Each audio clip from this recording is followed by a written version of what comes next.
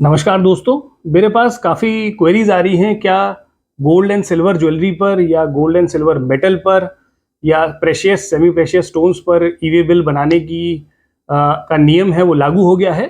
तो इस संबंध में मेरे पास काफ़ी कॉल्स आ रहे हैं और ये कारोबारी पूछ रहे हैं कि उनके जो बायर्स हैं वो डिमांड कर रहे हैं कि आप ईवे बिल बनाइए।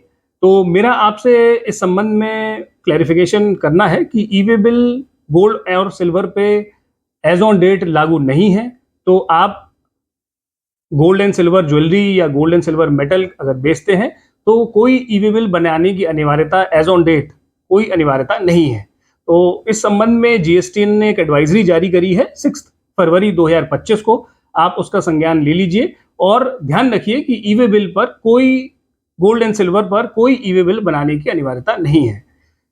अब इसकी कंफ्यूजन की शुरुआत कहाँ से हुई? इस कंफ्यूजन की जो शुरुआत है वो हुई है जीएसटी काउंसिल की 50th एक मीटिंग हुई थी, जिसमें जीएसटी काउंसिल ने डिसाइड किया था कि राज्य अगर चाहें तो अपने राज्य में इंट्रा स्टेट मूवमेंट, यानी कि अगर विद इन द स्टेट कोई गोल्ड एंड सिल्वर का मूवमेंट होता है तो आप ईवे बिल की व्यवस्था लागू कर सकते हैं। और 11 जुलाई 2023 को ये मीटिंग हुई थी और जीएसटी रूल्स में एक रूल इंसर्ट किया गया 4 अगस्त 2023 को 138F। और इस रूल में लिखा गया कि अगर राज्यों को अगर लगता है कि उनको अपने राज्य में ईवे बिल की व्यवस्था लागू करनी है तो वो उसे इंप्लीमेंट कर सकते हैं। और इस संबंध में केरला जो है वो पहला ऐसा राज्य बन गया है जिसने इस नियम को लागू किया है, लेकिन only for the movement with in the state of Kerala. तो कंफ्यूजन जो है वो ये है कि ईवे बिल बनाना है लेकिन only in the state of Kerala, यानी कि केरला के कारोबारी यदि अपने प्रांत के अंदर with in the state movement करेंगे तो ईवे बिल इज रिक्वायर्ड और उसकी वैल्यू 10 लाख से ऊपर होगी। बाकी अन्य राज्यों के कारोबारियों को ईवे बिल बनाने की कोई अनिवार्यता नहीं है।